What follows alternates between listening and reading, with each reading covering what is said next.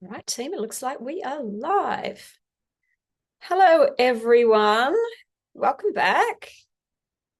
I'm Kerryn, the Plant Power Coach, and today we are talking about how to survive the silly season without undoing all of your hard work throughout the year and putting on that standard 1 to 2 kilos that most people put on at this time of the year. All right. Hi, Janet. It's good to have you here. I'm just going to tag everyone so that you can find us live if you're joining us. Amazing. So, yes, we are stepping into major challenge season. And I don't mean we're going into a season where we're all just going to challenge each other to do better. No, this is a challenging time of year for most people. So on this side of the world, we're going into summer. Hi, Margaret. We've got longer nights, warmer weather, more social gatherings, pools, barbecues, pre-Christmas events. In Australia, we've got the whole spring racing carnival. So everyone's out there getting mad. Not that the vegans are usually into this sort of thing, but if you happen to be, if you call yourself plant-based and not vegan and you might be into it, it's all started. It started with Halloween and it doesn't stop for 2 months. And it's the same in the US. You start with Halloween candy season, you roll into Thanksgiving, and then you're at Christmas, right? So it doesn't matter whether you're flipping into summer or you are going into your winter season. The reality is the same thing. We've got temptation everywhere. We've got food. We've got events. We've got parties. We've got the time of year that everybody starts to put on weight. And the sad thing is that studies show that people don't lose this weight. Many people gain 1 to 2 kilos at this time of year. So for you guys in the US, that is about 2 to 5 pounds in 2 months. And the problem is that this weight never seems to come off. So one study found that the average adult in the US gained around about 0.8 of a pound during this holiday season from November to January. But that weight is never lost in the months afterwards. Now, that's just the average person.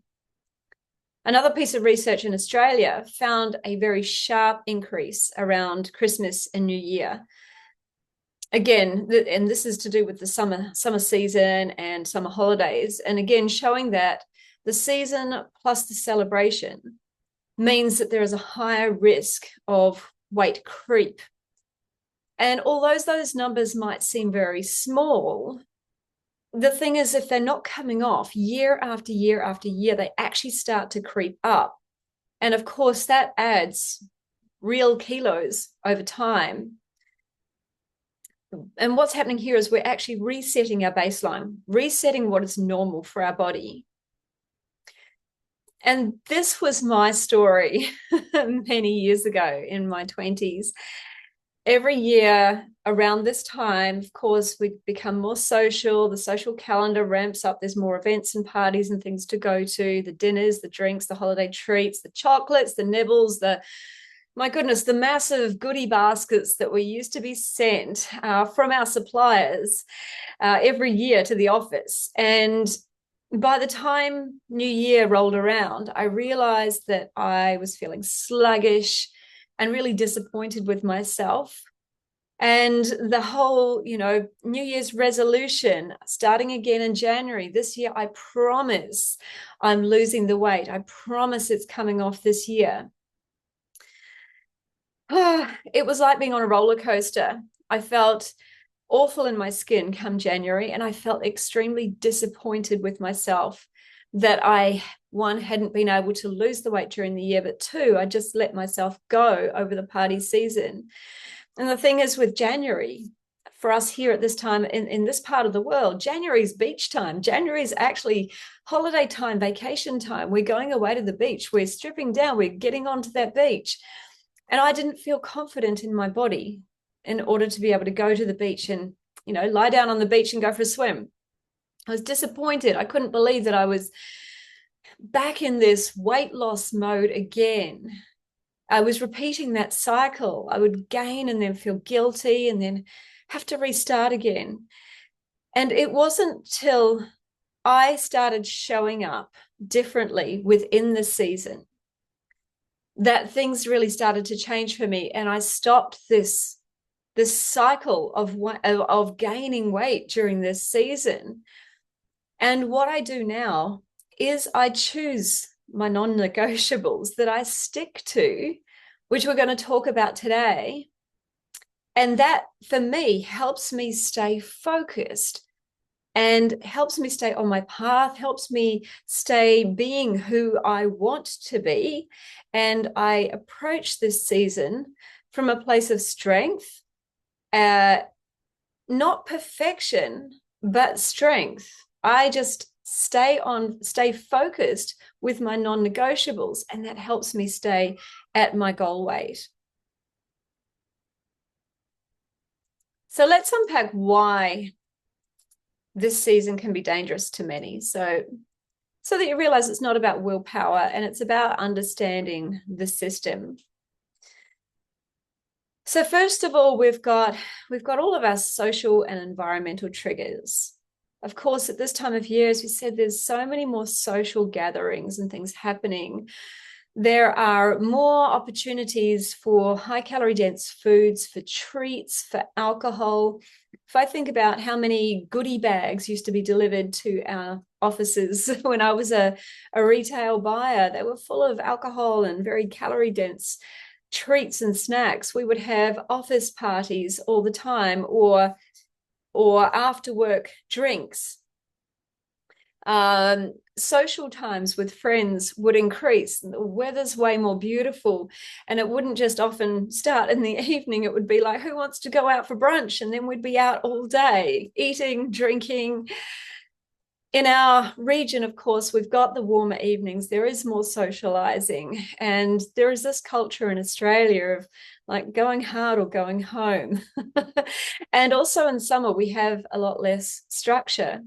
And food, for many of us, food and alcohol, it becomes a way to connect. It becomes a way to have fun. It's a way to celebrate as well. And during these times of year, these cues can get amplified. We also have biological and behavioral factors happening as well. And as I said before, even though the gains might be really small, between 1 to 2 kilos, the data shows that they often stick. These kilos stick, and we don't take them off again. So there was a controlled intervention where those who weighed themselves daily and tracked were actually able to prevent weight gain, which is really, really interesting. Whereas everybody else in that study gained over 2.5 kilos over the season, because they weren't paying attention to what they were doing, and they weren't paying attention to the impact that what they were doing was having on their weight. Our brains form habits, as you probably know. And what happens is when we have one event, one dinner, one party, one celebration, one mess up night, and we tell ourselves that we will reset later, we will deal with the consequences later, what you're teaching your brain is that pattern of, I'm going to abandon myself and my goals right now, and I'm going to deal with it. It's some magical time in the future. And guess what? That magical time in the future never actually comes. What we want to do is change how we're approaching this season, which we're going to talk about soon, whereby we actually decide ahead of time.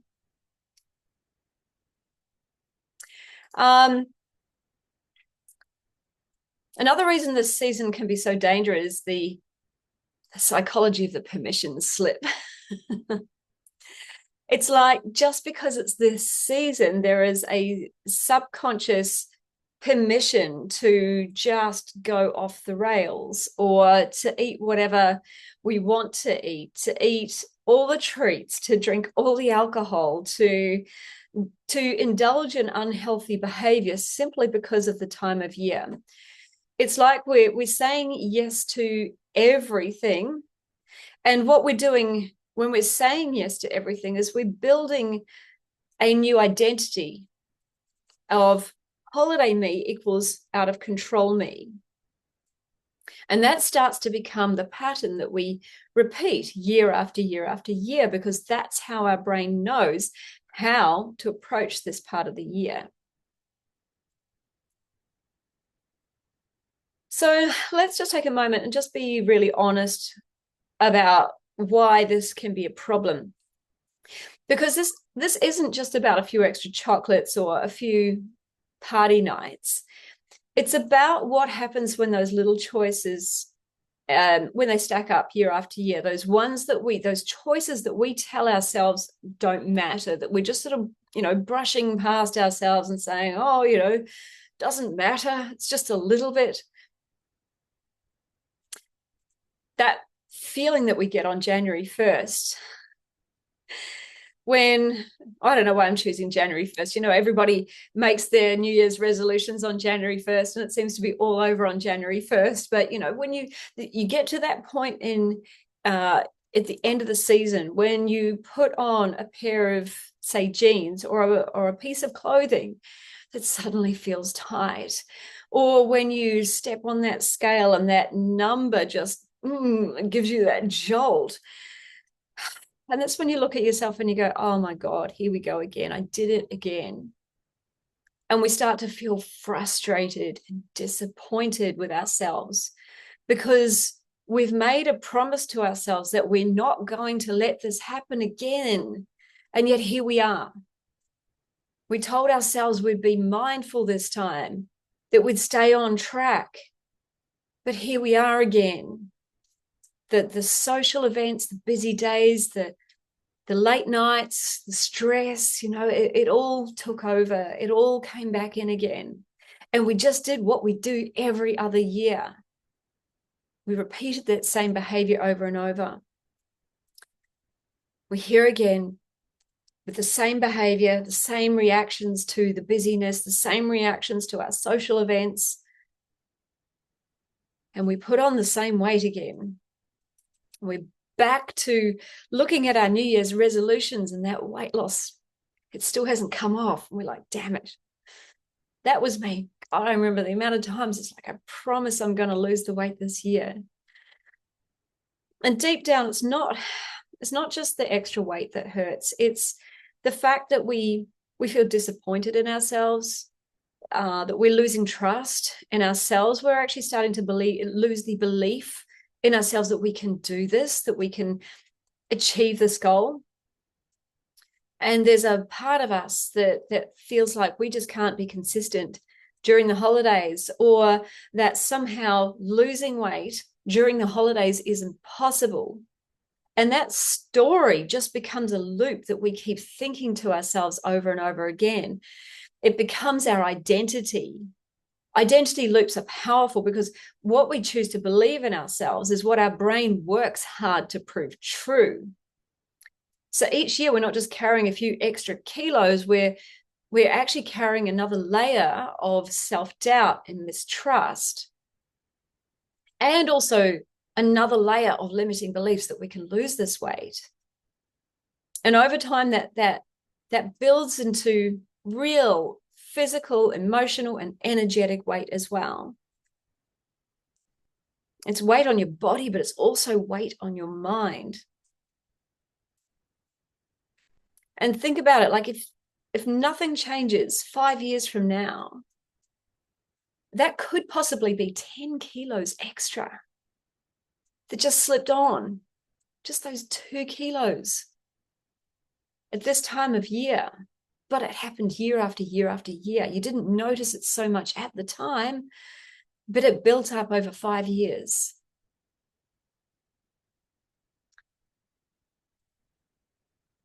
And it's not just about the weight itself. It's about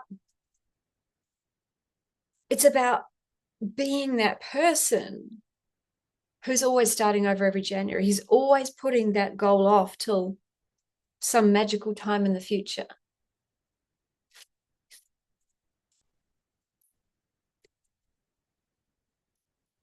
And that's a cycle that we keep repeating. So that's the cost of not approaching this part of the year differently. But let's flip it, because this doesn't have to be the way that we approach this part of the year. Let's imagine what might happen if you do approach this time of year differently. You know, you might be walking into January, not with guilt, but with pride, with a sense of like accomplishment. Look what I just did. I was able to enjoy the season, not feel like I was dieting all the way through, but I intentionally approached this differently. And look at me, I've been able to lose weight during this period.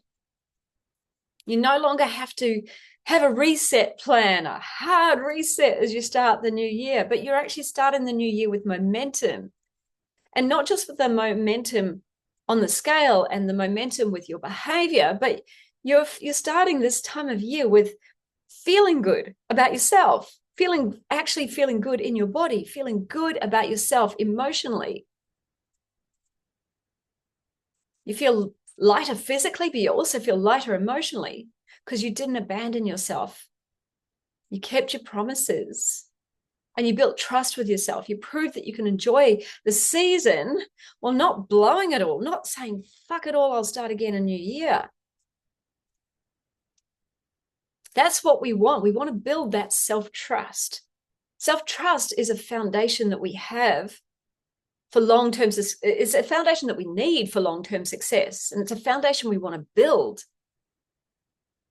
Self-trust is everything. When you trust yourself, you stop swinging between these extremes. You stop not doing the things that you said you were going to do. You stop negotiating your goals.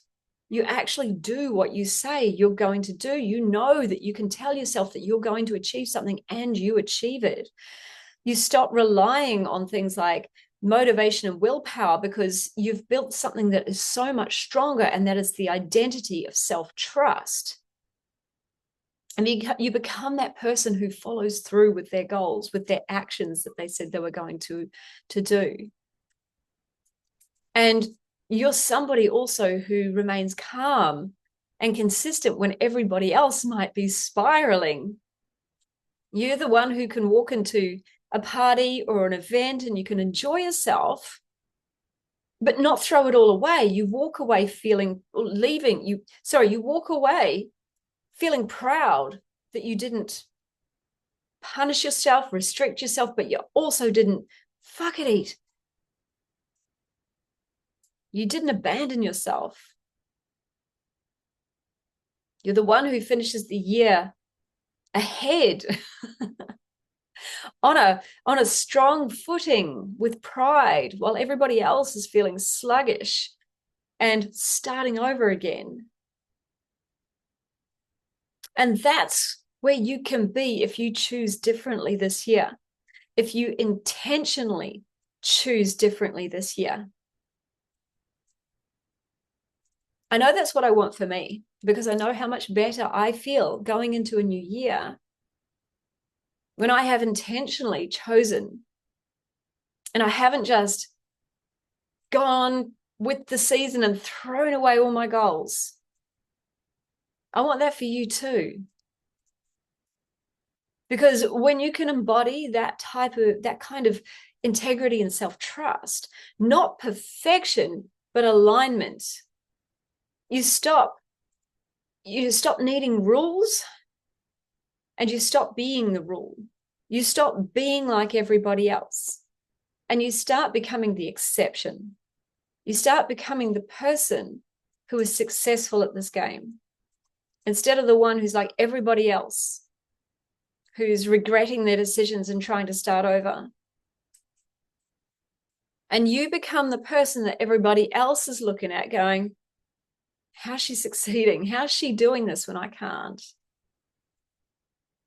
And then you'll know why, because you'll be the one saying, because I didn't I didn't decide to wait till January. I chose myself every single day. I chose not to throw everything away during this season. I chose to approach this season differently. This is who I choose to be. You can choose this too. All right. Let's look at how you can approach this season differently, what you can actually do. And I want to remind you too that this is not, the goal here is not perfection. The goal here is progress, and it is presence. It is staying conscious to your habits, to your behaviors, to what you are choosing to put into your mouth. It's choosing to stay anchored in your habits, in your values, even when everyone else around you is going into full-on party season, eat everything, whatever it might be, drinking everything mode. And here's what I'm guiding my clients through over the next few weeks. And what you can start doing right now as well to make sure that you finish this year proud and strong and proud of yourself too. So what we talked about last week is our daily non-negotiables. These are the habits that we, in my community, in my weight loss community, we are focused on nailing every single day. And if you don't have my weight loss guide, please make sure you leave a comment and I will get you my weight loss guide, because these non-negotiables are in my weight loss guide. So let me just, we want to follow my plants acronym, and I'm going to outline them for you here. So P is for plants. These, and specifically what we're working on this season is to make sure that for every meal we are getting our vegetables. Half a plate of vegetables at every meal. Not as a strict rule or a weight loss must do. No, we're doing this because vegetables are super low in calorie density. And if you're filling half of your plate with foods that can give you bulk and are very low in calorie density, then what you naturally start to do is crowd out some of the other more calorie dense foods. Think of it as an act of nourishment. Think of it as you taking intentional action to stop yourself from overeating. We are nourishing our body with lots of vegetables so that we can still keep that plate at a reasonable calorie level, no matter what else you choose to put on there. I personally will always stick with vegan eating. I will always stick with being 100% plant-based. But for some of you, you may not be at that level yet. And for some of you, you may decide that you want to put some other things on your plate at this time of year because they are old family dishes, something that you really enjoy. And that's your choice, totally. But if you fill half of your plate with vegetables, it doesn't matter. That what you put on the rest of that plate is, even if it's higher in calorie density, those vegetables are going to help bring down the total calories on that plate. Also, when you're eating lots of vegetables, you're making sure that you're getting your micronutrients. And what happens when we get our micronutrients? We have energy, we feel vibrant, we reduce our cravings. So make this a non-negotiable. Fill half of your plate with vegetables at every meal. Next is the L. listen. Listen to your body. Listen to your hunger and fullness cues. This is where we're still paying attention and eating when we're hungry, making sure hunger is present when we eat. And we're listening for that satiation point, that nice level of stretch without overeating. Just because we're in party season, just because we're in food abundance does not mean we have to overeat. Your stomach doesn't get bigger just because it's Thanksgiving, you're at a party, it's Christmas, because there's lots of food. Just nourish your body with what it needs. Also, if you're tempted to constantly pick and snack at whatever's around, continue to ask yourself, am I actually hungry? Or am I just eating because it's there? Am I just looking for stimulation or comfort or connection? Am I just eating because everybody else is eating? This one practice alone can significantly change your results this season. Many people are just eating because there is so much food around. In my challenge just a few weeks ago, I had people losing between 1 and 2 kilos. That's, what is that? About 2 to 5 pounds in 5 days, just by taking more notice of their hunger and their fullness cues. You don't have to just eat because food is there. You don't have to just eat it because someone is offering it to you. If you are not hungry, wait for your hunger to be there.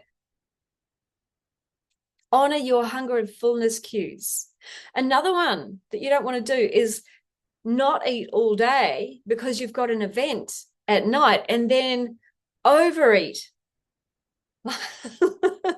Overeat at that event. Again, your stomach doesn't grow any bigger. Keep nourishing yourself during the day, honoring your hunger cues during the day so that you don't overeat when it comes to going to events. Because let's think about it. Those events are usually full of very calorie-dense foods, aren't they? So would you rather eat normally during the day and continue to eat your plants, or would you rather overfill your stomach on very calorie-dense foods? You're going to do way much more damage if you overeat on very calorie-dense foods at an event. Honor your hunger and your satiation cues. Listen to your body. The next one, aqua, hydration. Throughout the holidays, no matter what you're doing, keep up your water, keep up your hydration. Dehydration mimics hunger, and you will inadvertently eat more food if you are dehydrated. Also, dehydration creates cravings, like you'll have worse cravings for things like sugary foods. Now, things like alcohol can obviously seriously dehydrate you. Make sure you get your 2 liters of water, right? If you're going to have some alcohol, get your 2 liters of water in before you do that, so that you don't need to worry at the event about trying to remember to drink some water in between, which we all forget. Get your water in first. Keep a bottle with you. Certainly for anyone, I was going to say, this part of the world where we're going into summer, yet it's raining and cold outside today. But yesterday it was very hot, right? And staying hydrated in that sort of weather is really, really important. So continue to stay hydrated, right? That's going to keep your energy up. You'll keep moving more and you'll eat less food naturally, have way less cravings. The N is nightly sleep. Make sure that whatever's going on, you still are honoring your sleep. If you are going to have a late night, this can interrupt your circadian rhythm. But make sure that you make that up if you can. Because when you are tired because you haven't had enough sleep, your body is tired, and so you move less, your energy output is lower. And two, your body craves way more food. A lack of sleep interrupts your normal hunger and satiation hormones. Hunger hormones go up by about 28%.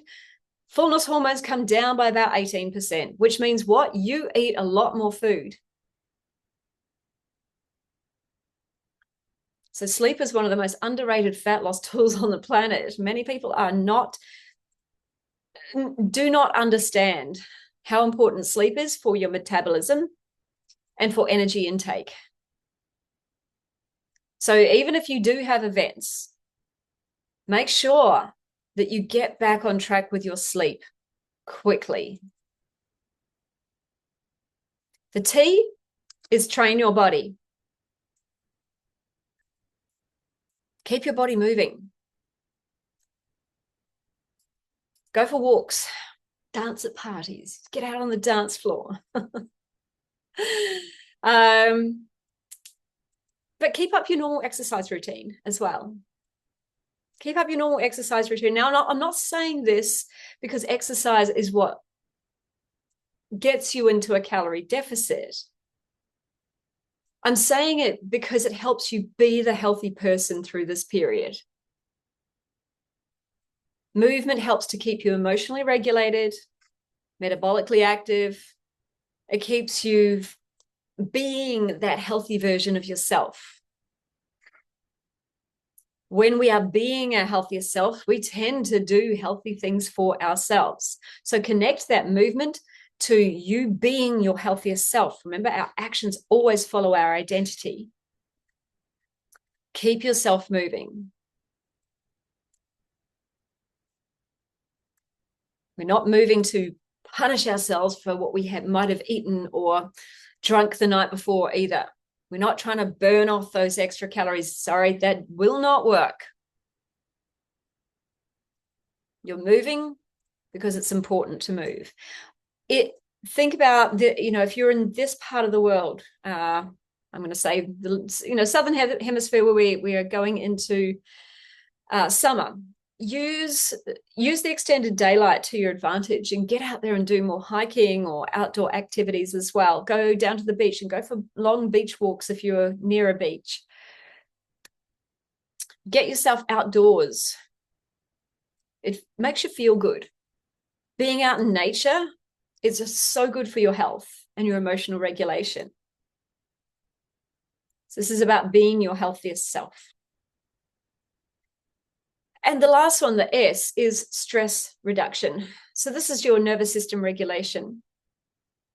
Now, clearly these next couple of months can be huge. They can be busy times. They can be extremely stressful times. And I know I used to work in retail. When I was 15, I got my first job in a retail store, working on the floor, and holy shit, it was stressful. And then it didn't slow down as I moved into the buying office. No. We made, what was it? I think something like 40% of our profit came from the Christmas season. And it was a mad time, long hours, constant reactivity to what was going on with the trading season. It was stressful, all right.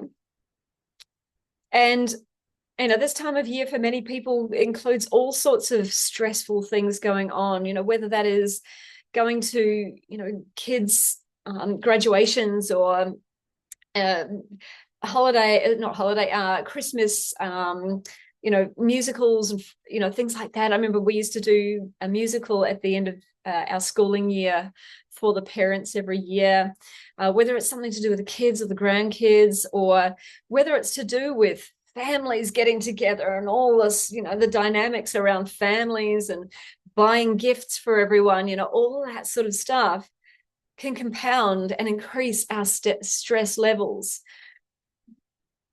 I don't know what it's like out there in retail land these days with online shopping, but I remember the days when we'd go to the mall to do the Christmas shopping, and every freaking man and his dog was there. Oh my God, it was nuts trying to find a car park and battling with all of the idiots, I'll say, no, battling with everybody else who's trying to find the perfect gifts for their friends and family. Oh my God, it was so stressful.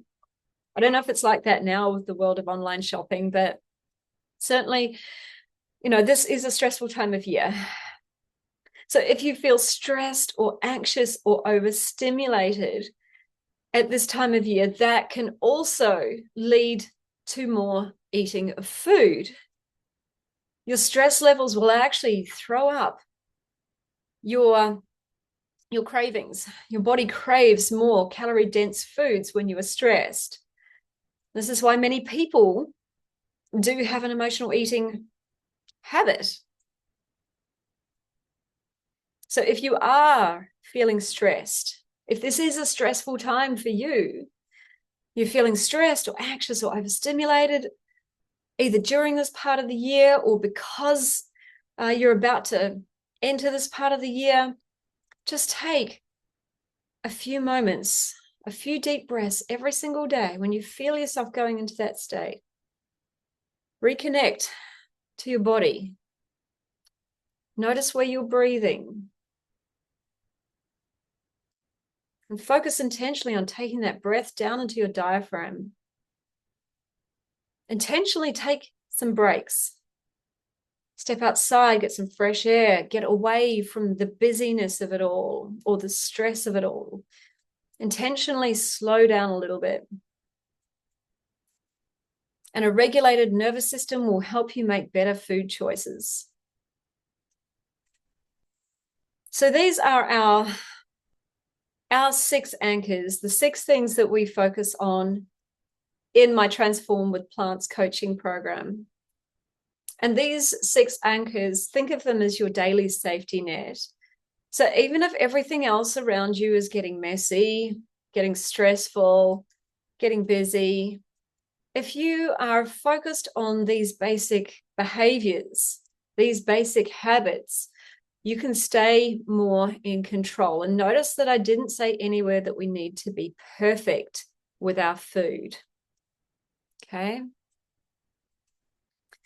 As I said, these habits are outlined in my free weight loss guide. So if you're watching and you don't have a copy of that yet, please just drop me a note. I see we've got a few people watching. By the way, guys, if you've got any questions, please feel free to ask me here. It would be great to answer any of your questions that you have on the live here so I can get to them. All right, so let's move on. That was tip number 1. I've got another tip for you. So number 1 is focus on the basics. Just focus on the basics. Nail those basics every single day. P, half your plate of vegetables. L, listen to your hunger and your satiation cues. Eat for hunger, stop at satisfied. A, stay hydrated. N, sleep. T, move your body. S, keep your stress levels in check.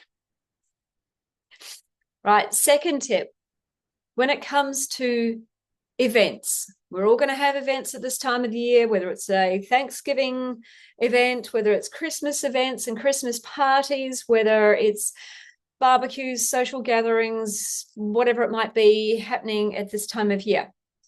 The key piece here is planning ahead. You do not need to go into these food-filled social events completely blind. Make a plan for yourself and then stick to your plan. Know what you are going to eat or drink in advance and stick to it. That's it. So here's what this looks like. Before the event, decide what you're going to have. If you know exactly what's going to be there, then choose exactly what that's going to be. If you don't yet know what's on the menu, now might be a really good time to research that, especially if you're plant-based and you're not going somewhere where you can guarantee you're going to be fed. Never leave your food to chance. Never just assume you're going to be able to eat something plant-based if you don't know you are. But if you're going out to eat somewhere, research the menu. If you are going to an event with somebody, a catered event, see if you can find out what's on the menu, or at least put in your dietary requirements first. If you're going to a family event where you know it's the same dishes every single year, then you decide in advance what you are going to have. Now, does this mean the plan needs to be perfect?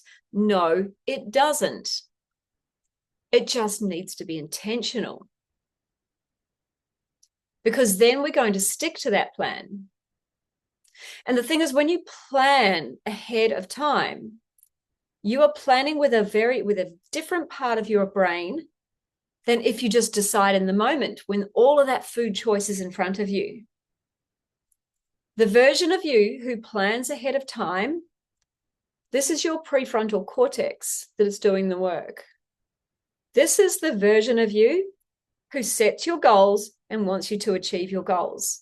The version of you who reacts when all the food is there, that is the subconscious version of you. The unconscious version of you who just wants the biggest dopamine hit, who wants the most amount of pleasure. So be intentional about your plan. Look at it. Am I okay with that? Am I happy with that plan? And if you are, you stick to your plan. And that's how you build self-trust. If you want to put, I don't know, what would be a dish? If I want to put a dessert on there, decide what you're going to have. And then as you look at that, you can decide, actually, no, I don't feel comfortable putting that down there. Margaret, it's hard to deal with the fear of missing out of yummy food that's only available at the holiday. You don't have to miss out, Margaret. I find I want to eat it all because it will be another year that the food is available again. Why? Why does that have to be the case? It doesn't. You can have that food anytime you want. It doesn't have to just be at holiday times.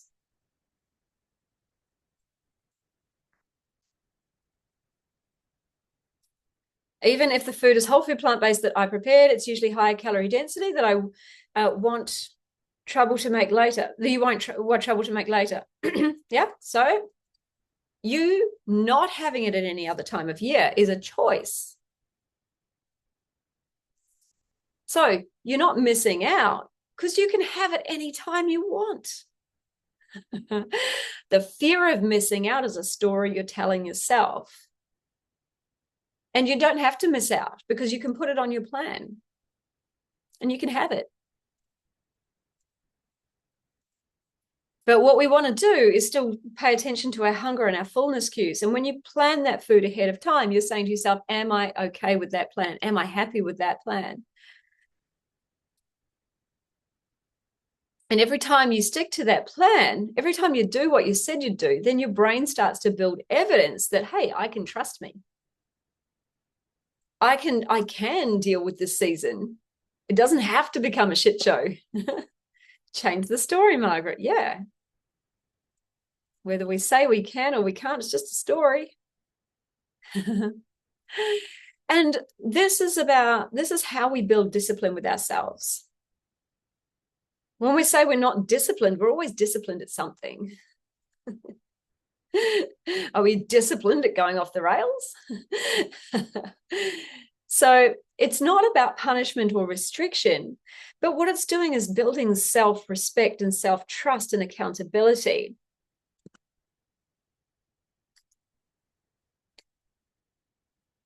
And if you do slip off plan, if you do have an overeat or you do eat something that wasn't there and in the moment you were like, oh, just want to have it, don't spiral, because it's often those moments, the moments we spiral and we go off into fuck it eating land, that's when we really do the damage, right? So if you do slip off plan, just reflect. Okay, what led me to going off my plan? What led me to breaking my plan? And how will I approach a situation like that differently next time? And then just move on. You're taking radical accountability in that moment. You're looking at your behavior without judgment, just with curiosity. And this is really important too. We must drop the self-judgment. And we must just get curious with our decisions, because you've got to remember that, 80 to 90%, something like 90% of our decisions, our behavior, is unconscious. It's subconscious. It's not us consciously in control. And in those moments when we're choosing these foods, we are not consciously choosing. When our conscious mind comes back on board, that's the one that goes, what did you do? Like a scolding parent. So we don't want to be like a scolding parent, scolding our 5-year-old for choosing what was the tastiest thing on the table. Think about a 5-year-old doesn't know what to choose. That's kind of what's happening. We just want to be kind to that 5-year-old. Okay, what happened there? What made us want to choose that in the moment? Why do we choose that in the moment? What will I do differently next time? If you've got an intentional decision about how to approach that situation next time, you've got a better way that you can approach it. You're more aware, you're more conscious of what can trip you up, and you can plan for that next time. Okay, so that was number 2. That was having a plan, planning for your social events and your food and your alcohol and whatever you're going to consume. Plan for it in advance and then sticking to your plan. All right, number 3 was dealing with food pushers. If you've got a food pusher in your life, they come out at this time of year, don't they? And that can be anything from your friends to your family to your mother-in-law, whatever it might be. You know, it's where people are saying, oh, go on, just a little bit won't matter. Go on, have this with me. Or, oh, you're no fun anymore.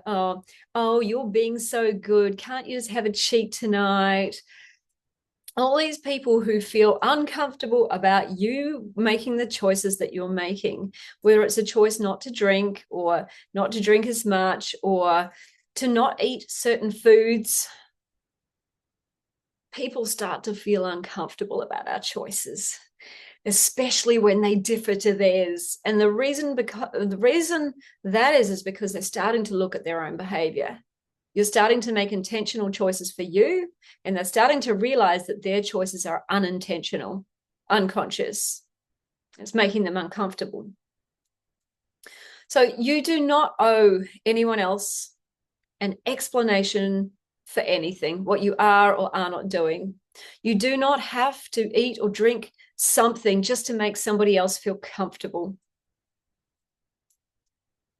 When you eat something that you don't want to, whether it is an overindulgence, whether it is, you know, someone offering you, say, meat or dairy, and you are vegan and you don't want to eat that, or whether it's your friends wanting you to, you know, partake in alcohol with them and you don't want to, when you consume something that you don't want to just to please somebody else, you are teaching your nervous system that their comfort is more important than your priorities and your boundaries. And that starts to become a pattern, putting other people's needs ahead of your own. And that can have dire consequences throughout your life. Don't go there. You're also teaching other people that you don't value your needs, that you don't keep your word, that they can twist your arm. They can say whatever they want and get you to go along with them. They don't take your requests seriously because you don't take them seriously. And so when you say, oh, I'm vegan or I'm plant-based or I don't eat that anymore, and then you do, you're teaching them that it's all right. She, you know, she says she's this, but she eats all these things. So here's how you can, I guess, approach or respond to food pushes. in a way that is kind, in a way that is calm. You can say, thank you, that looks amazing, but I've had enough. I'm full right now. Or, thank you, that looks amazing. However, it's got some ingredients that I don't eat, and so I'm going to pass for now. Or you can say something like, I'm feeling great with how I'm eating now. I'm going to stick with it because it's working for me. That's it. You don't have to get defensive, no guilt, no arguments or anything. It doesn't have to become a big drama, just leadership, just regulated leadership. And the first few times that you do these, people might tease you, or they might get uncomfortable, they might say a few things, but over time they start to build respect for you because of it. Boundaries create safety, and people actually start to trust those who hold them. And you're teaching other people how to treat you. You're teaching yourself that your needs matter. Again, you're learning how to trust yourself and not make everybody else's desires sway you from what is right for you.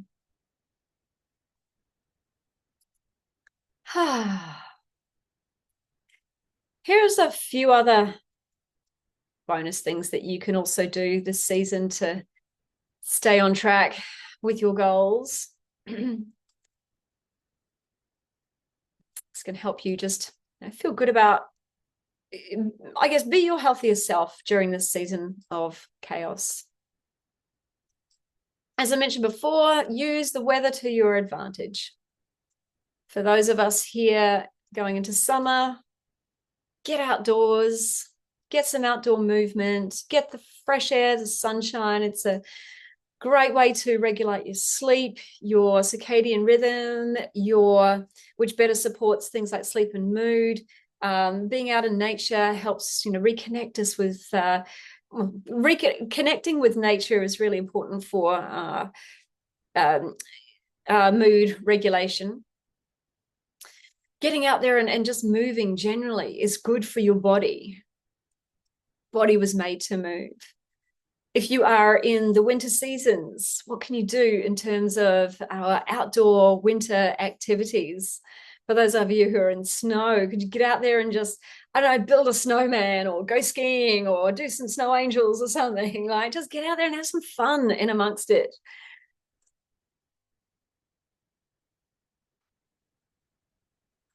Learn to socialize differently. Socializing doesn't have to always be around food. It doesn't have to be going out for dinner or be food-based at all. Connection can be around going for walks together, hikes together, going to a market together, like a craft market. Shift the focus away from just food and focus on the connection. It could be around playing games, board games. There's so many games out there that you can play these days, and actually they make really good gifts for people at Christmas time too. Find other ways that you can socialize with your friends and your family that is not around food. Make your environment work for you. My goodness. Our environment is has a massive impact on our behavior. So if your environment isn't set up to support you, you've got no chance in hell. Right? Keep your home clean. Keep that fruit bowl full and put all the unhealthy snacks away. If you're living with somebody else who wants them in the house, put the chocolates away, put the biscuits away. Keep a fruit bowl out there and keep it really well stocked, and keep your fridge stocked with lots of vegetables as well, so that you can hit your half a plate of vegetables per day.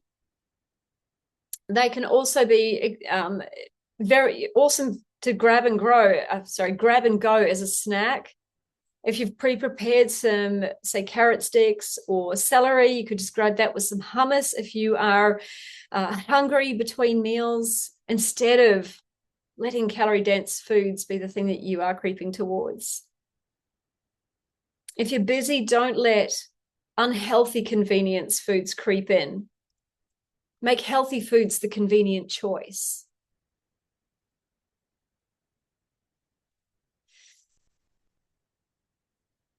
And allow some enjoyment without the stuff it mentality. You can have some of your favorite foods. As I said, if you put that on your plan it in advance, plan exactly how much you're going to have. But what you want to do is avoid the stuff it and binging mentality.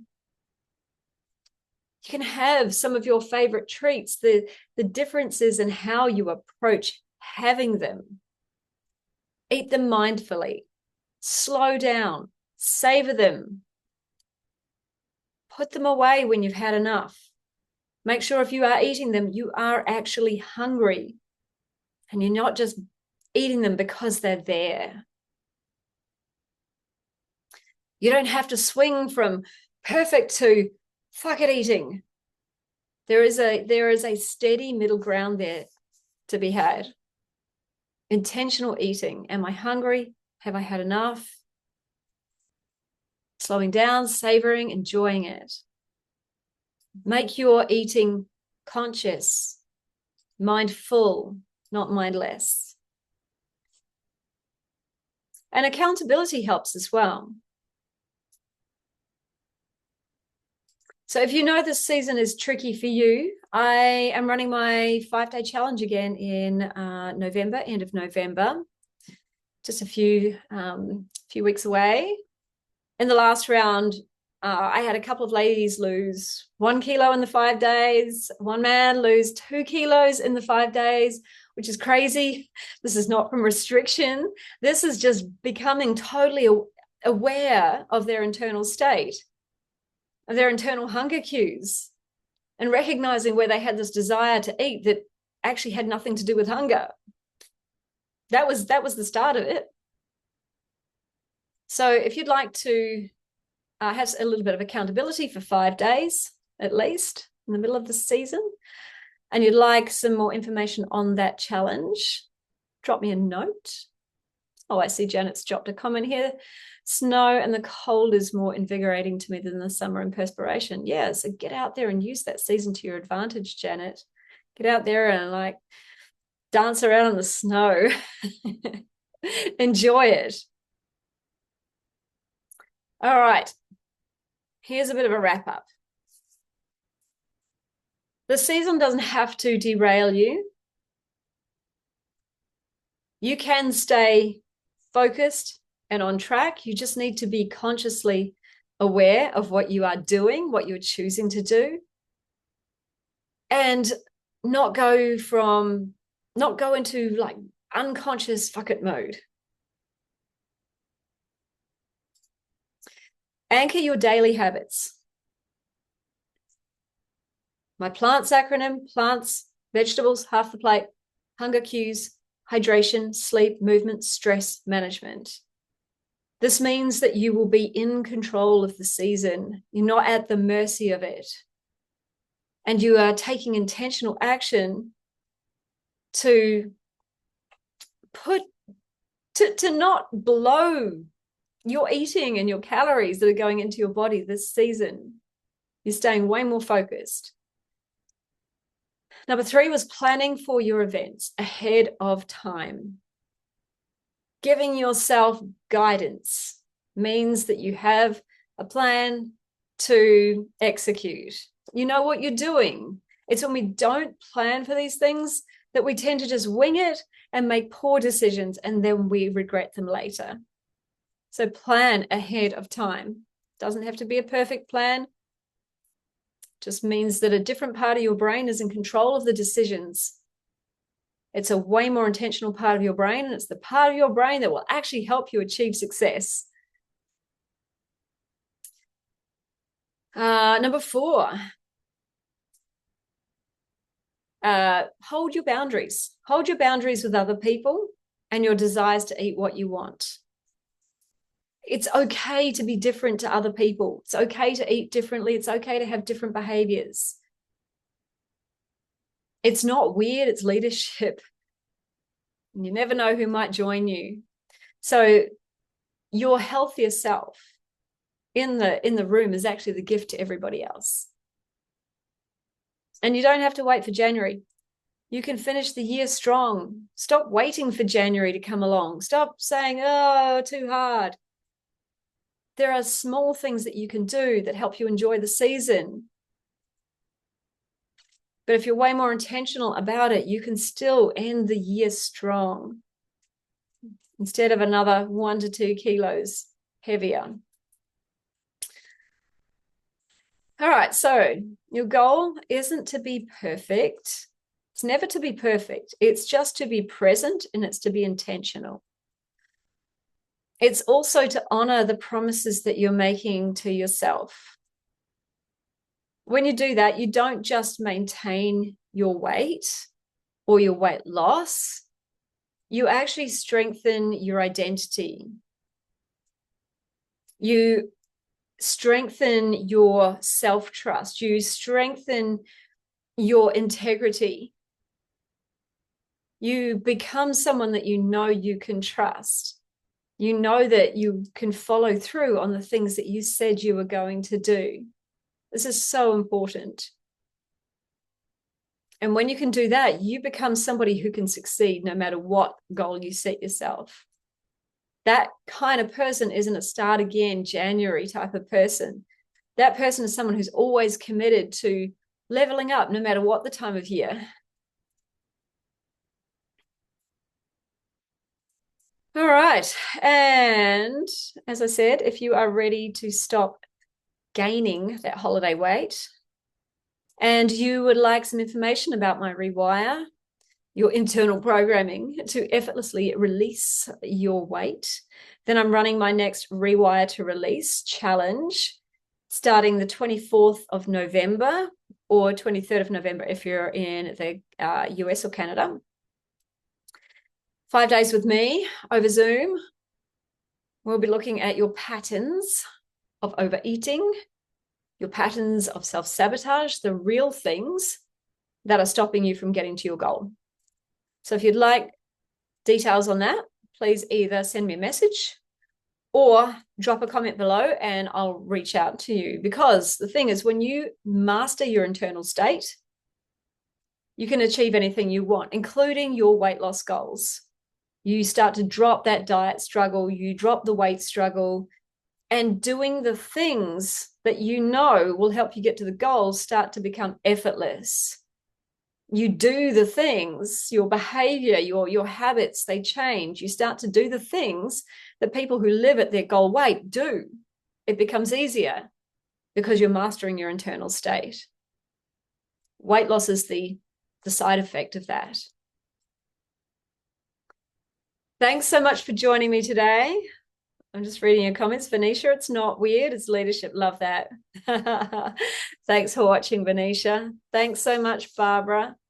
Thanks, Margaret. And thanks to anybody, Janet, whoever else is watching. Great to have you with me today. And if this resonated and you'd like to send it to somebody else, it will be up on my YouTube channel very shortly. If you're on my email list, it's going to be emailed out as well. So here's to staying aligned, staying intentional, and loving the ride. Okay. Ciao, everyone. I'll see you next time.